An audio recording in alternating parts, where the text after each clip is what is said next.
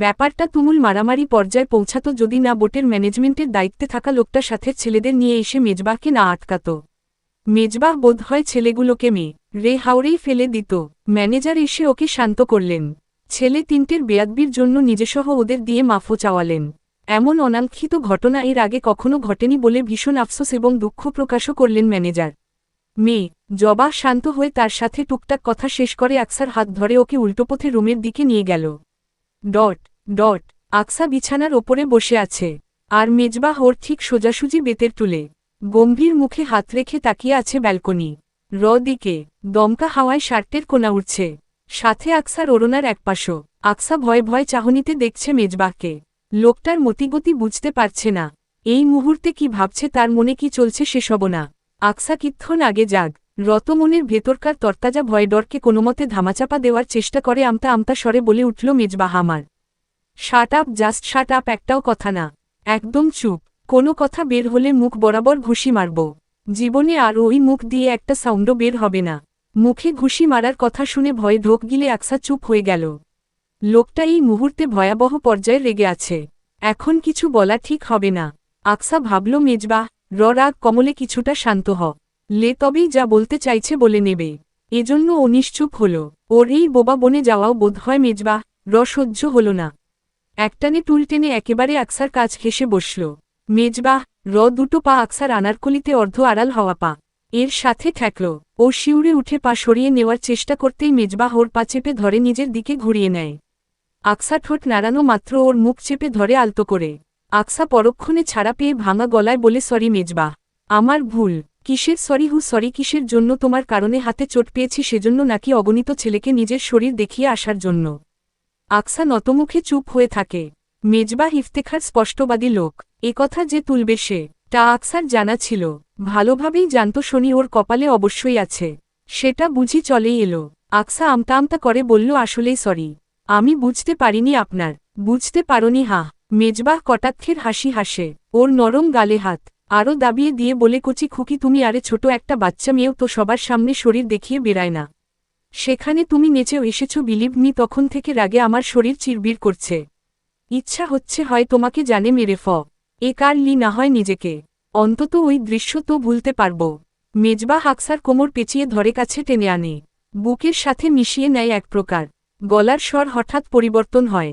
মেজবাহ হিসহিসিয়ে বলে, ইভেন নিজেকে মারতে পারলেও কার মাকে আমি মারতে পারব না?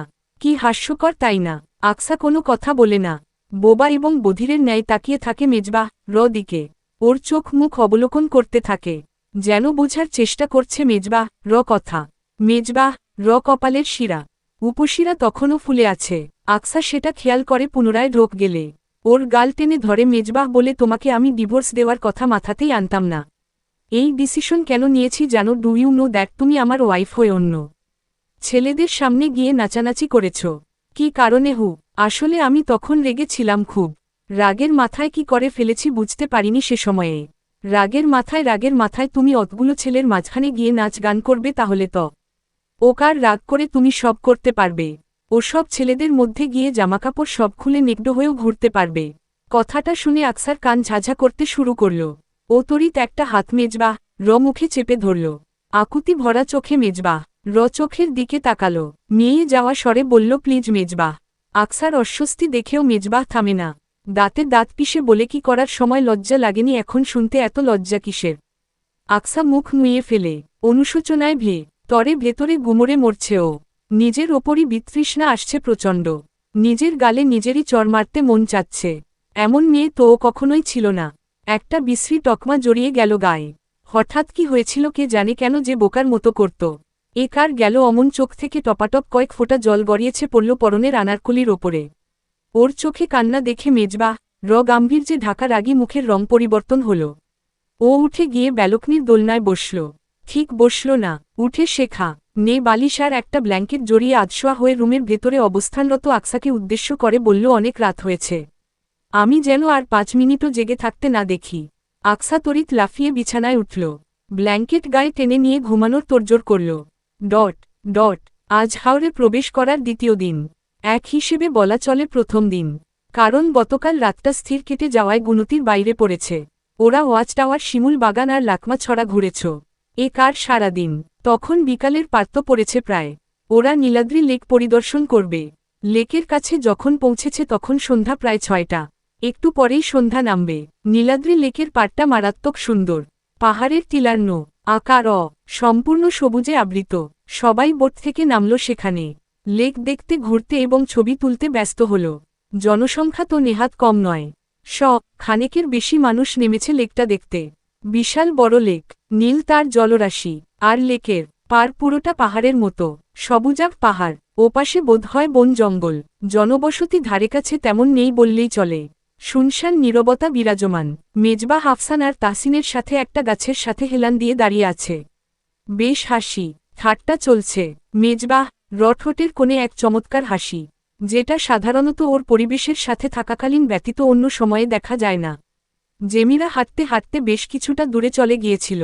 হাউজবোট ছাড়ার সময় হয়ে গেছে তখন। 1.5 ঘন্টার মতো পার হয়ে গেছে।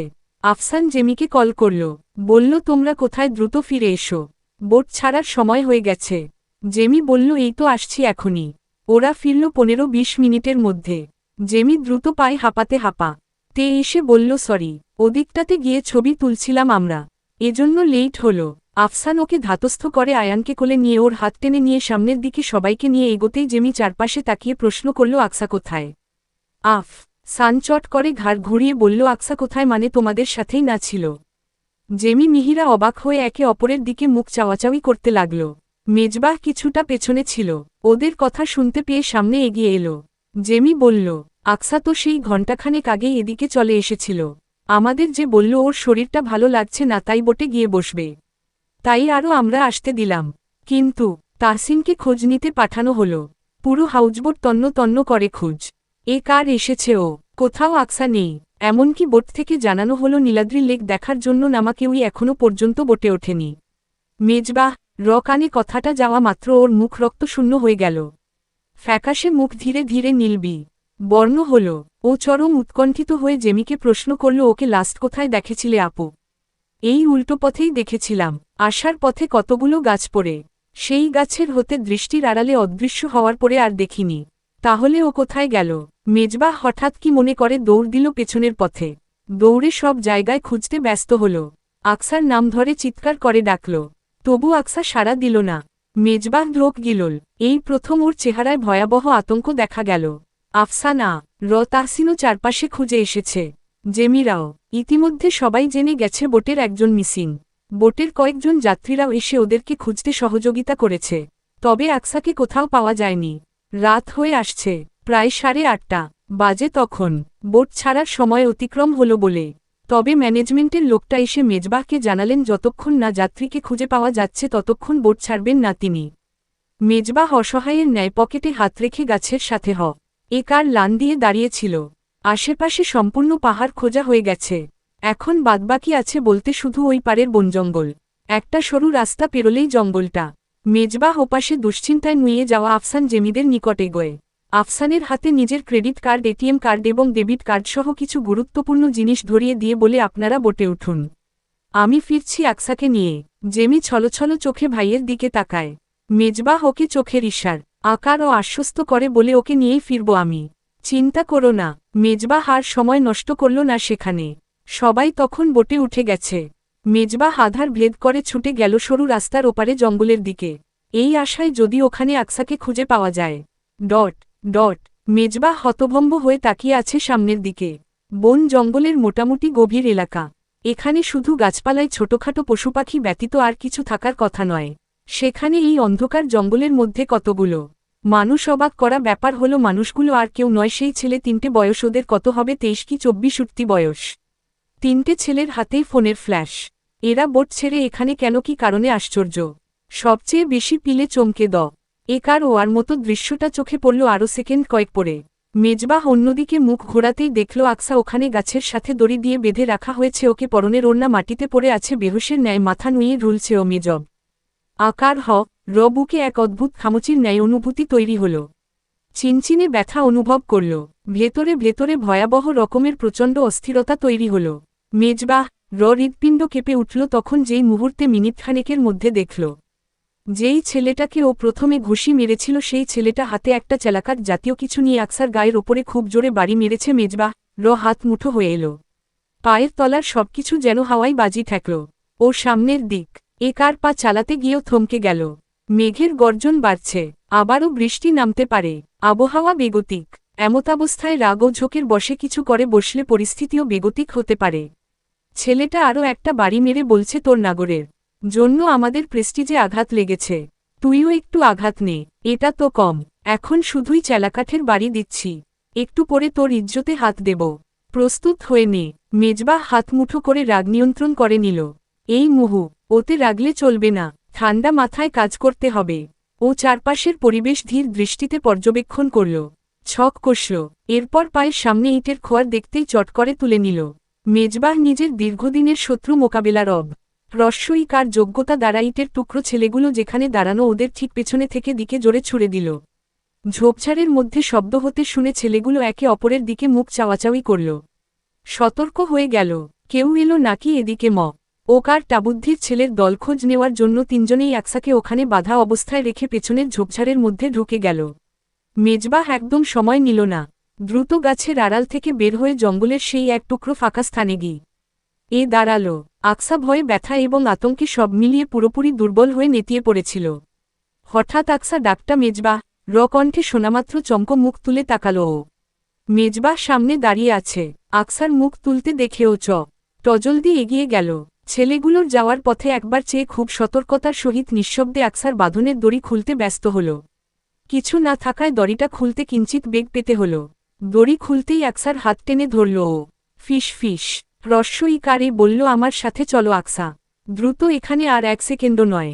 কথাটা বলে আকসার হাত টেনে ছোটার জন্য পা বাড়াতেই পেছনে থেকে বাধা পেয়ে থমকে গেলে। ধার ঘুরিয়ে দেখল আকসা এক জায়গায় শক্ত হয়ে দাঁড়িয়ে আছে। মেজবাহ প্রথমে বুঝতে পারল না ওর কি হয়েছে। উদ্বিগ্নতা নিয়ে বলল, দাঁড়িয়ে গেলে কেন, ওরা এখনই চলে আসবে।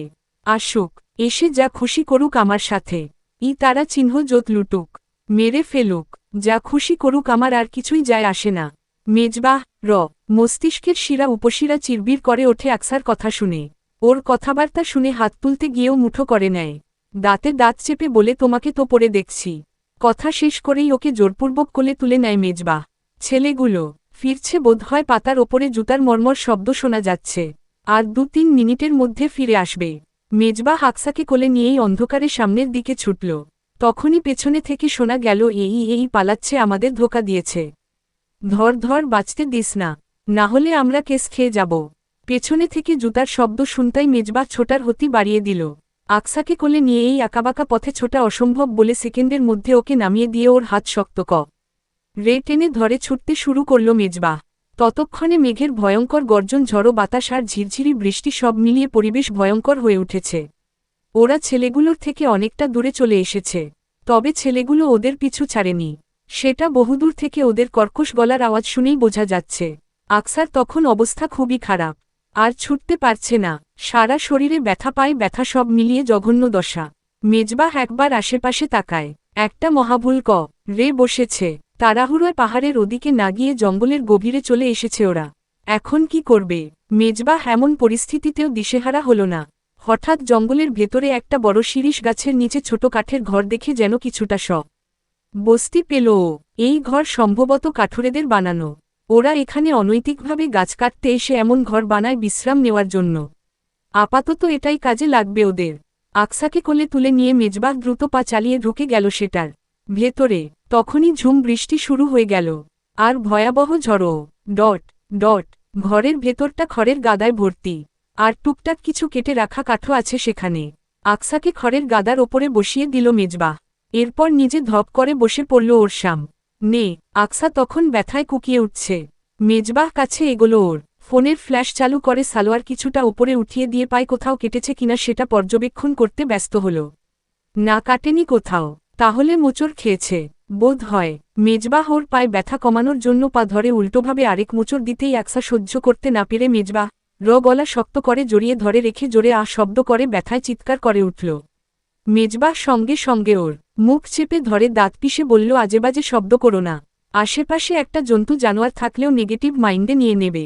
আকসা ভ্রু কুচকে মেজবাহ ঈষৎ লাল মুখপানে চেয়ে রইল। তখনই দূর থেকে ছেলেগুলোর গলার আওয়াজ ও কার না গেল, জোরে চেঁচিয়ে চেঁচিয়ে থ্রেট দিচ্ছে ওদের, যেখানেই থাকুক বেরিয়ে আসতে বলা হচ্ছে। আকসা ভয় পেল, আরও শক্ত করে আঁকড়ে ধরল মেজবাহ আধখোলা শার্টের কলার। ভয়ার্ত চাহনিতে চাইল মেজবাহ দিকে, বোধ হয় ভরসা চাইল। মেজবাহ ওর ভয় কাটাতে আরও কিছুটা ঘনিষ্ঠ হল, এমনভাবে কাছে টেনে নিল যেন আশ্বস্ত করতে চাইল, আমার কাছে এভাবে থাকলে তোমার কিছুই হবে না, একটা হিংস্র পশুও তোমার একটা লোমও ছিঁড়তে পারবে না। ওকে ওভাবেই রিয়ে ধরে রেখে নিকষ কালো আধারে মেজবাহ পূর্ণ দৃষ্টি মেলে চাইল আকসার দিকে। আকসার চোখে তখনও একরাশ ভয় আতঙ্ক, এর কারণটাও দিনের আলোর মতো সম্পূর্ণ স্পষ্ট। নোংরা মেঝেতে খড়ের গাদার মধ্যে আকসার ওড়নাটা পরে আছো। এ কার? মেজবাহ বাজপাখির ন্যায় তীক্ষ্ণ নজরে সেটা পড়তেই এক থাবায় উঠিয়ে নিয়ে এলো, একটানে আকসাকে পেছনে ঘুরিয়ে নিল। আকসার পিঠ মিশল মেজবাহ বুকের সাথে। মেজবাহ বুকের এই প্রথমবার শোনা হালকা ধুকপুকানির শব্দ এ কার আকসার পিঠে জলতরঙ্গের ন্যায় বাজছে, অনুভব করতে পারছে ও। ওড়নাটা ওর গায়ে পেঁচিয়ে দিল মেজবাহ। দরজার কপাটে খটকরে শব্দ হল। মেজবাহ সতর্ক কর্ণকুহরে শব্দটা পৌঁছাতেই ও আকসার হাতের বাহু শক্ত করে চেপে ধরে, নিজের সাথে আরও ঘনিষ্ঠভাবে জড়িয়ে ধরে রেখে ফিসফিস করে বলল, শিট আকসা। আকসা মরা কণ্ঠে জবাব দিল, ভয় পেও না, আমি আছি তো। বাঁচাতে এসেছেন কেন মেজবাহ? আকসা বিপরীতে অপ্রত্যাশিত প্রশ্নটা করলে মেজবাহ কিছু দীর্ঘ উকার ওত স্তম্ভিত থেকে জবাব দেয়, তারা চিহ্ন নট শিওর। তবে তোমাকে এমন পরিস্থিতিতে ফেলে রেখে মেজবাহ ইফতেখার রাতে শান্তিতে ঘুমাতে পারত না, এটুকু জেনে রাখো। না, আপনি যদি আজ না বলেন কেন আমাকে বারবার বাঁচান, আজও কেন আকারতে এসেছেন, তাহলে আমি আপনার সাথে যাব না, বরং এখান থেকে উঠে স্বেচ্ছায় ওদের কাছে ধরা দেব। আকসা জেদ ধরল হঠাৎ। মেজবাহ চোয়াল শক্ত করে ওর দিকে তাকিয়ে রইল। আকসা তখন জবাবের আশায় অধীর হয়ে বসে আছে, তবে কোনো জবাব না পেয়ে ওর জেদ এবার চূড়ান্ত পর্যায়ে উপনীত হল। ও উঠে দাঁড়িয়ে বলল, যাচ্ছি তাহলে। আকসা পা বাড়াতেই মেজবাহ ওর হাত ধরে একটানে নিজের কোলের ওপরে ফেলে দিল। টাল সামলাতে না পেরে আকসা ওর গলা আষ্টে পৃষ্ঠে রিয়ে ধরে হালকা খোঁচা দাড়িতে মুখ লেপটে পড়ে রইল। মেজবাহ ওর কোমরে হাত রেখে অপর এক হাতে আকসার মুখ তুলে সামনে ধরল। ফোনের ফ্ল্যাশ তখন ঘরের গাদার মধ্যে পড়ে আছে, আলোটা ঠিক আসছে না, সম্পূর্ণ অন্ধকারে ডুবে থাকা কক্ষের মধ্য থেকে মেজবাহ দৃঢ় তেজি কণ্ঠস্বর শোনা গেল, কারণ তুই আমার, শুধু আমার, তুই পুরোটাই আমার, সুতরাং তোর সেফটির দায়িত্ব আমার। মেজবাহ ইফতেখার তোকে এখানে মরার জন্য ফেলে রেখে যাবে ভেবেছিস, আর তোরই তারা চিহ্ন জোতে হাত দেওয়া মানে কি জানিস? মেজবাহ ইফতেখারের কলিজায় হাত দেওয়া কথাটা মাথায় রাখিস।